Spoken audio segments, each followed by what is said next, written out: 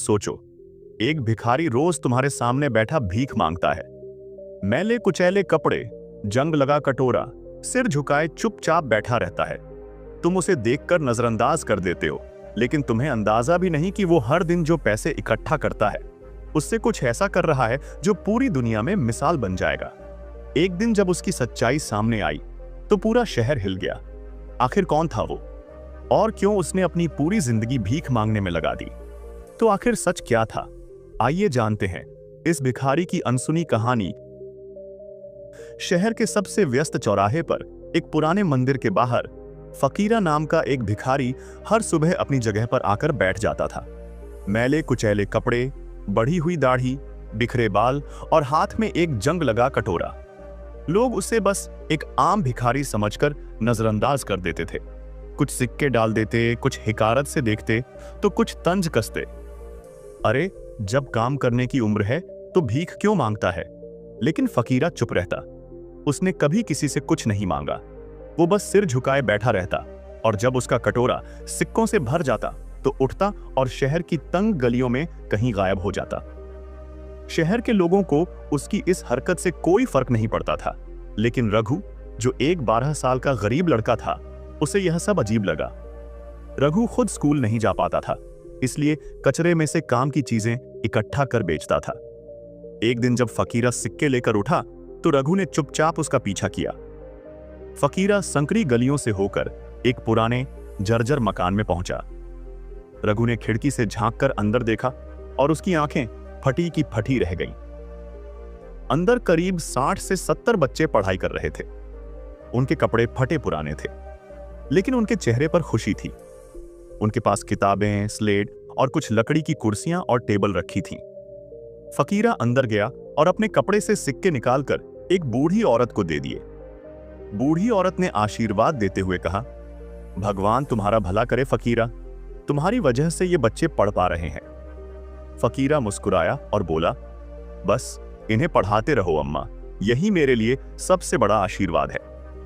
रघु ये सब देखकर हैरान था। तो ये आदमी भिखारी नहीं है, ये तो अनाथ बच्चों की जिंदगी संवार रहा है। अगले दिन रघु ने हिम्मत करके फकीरा से पूछा, तुम कौन हो और ये सब क्यों कर रहे हो? फकीरा पहले तो चुप रहा, फिर एक लंबी सांस लेकर बोला, मेरा असली नाम रणवीर सिंह है। कभी मैं इस शहर का सबसे बड़ा व्यापारी था। करोड़ों की संपत्ति थी, बड़ी हवेली, गाड़ियां, नौकर चाकर, सब कुछ। रघु हैरान था। तो फिर तुम भीख क्यों मांगते हो? रणवीर की आंखें नम हो गईं।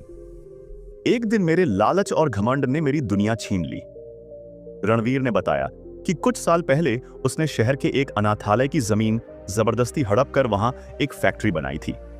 लेकिन उसी रात फैक्ट्री में आग लग गई और दर्जनों अनाथ बच्चे जलकर मर गए।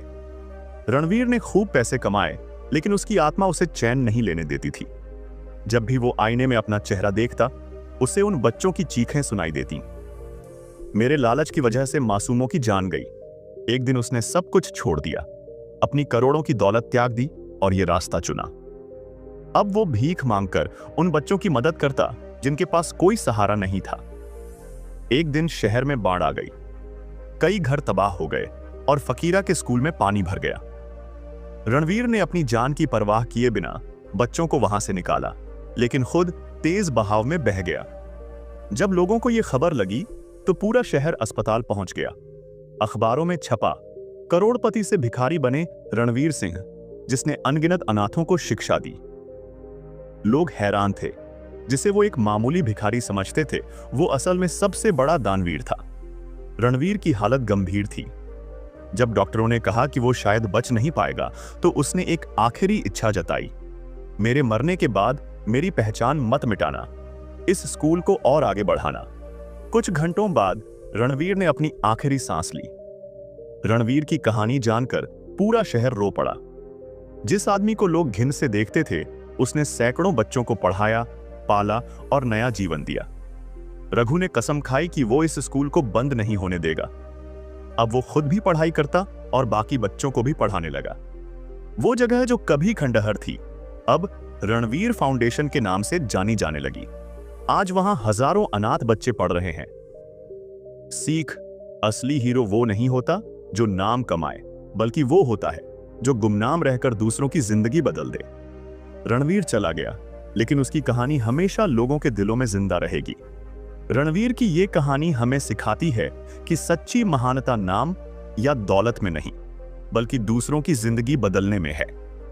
अगर आपको ये कहानी प्रेरित करती है तो इसे शेयर करें और कमेंट में बताएं, आपके हिसाब से असली हीरो कौन होता है।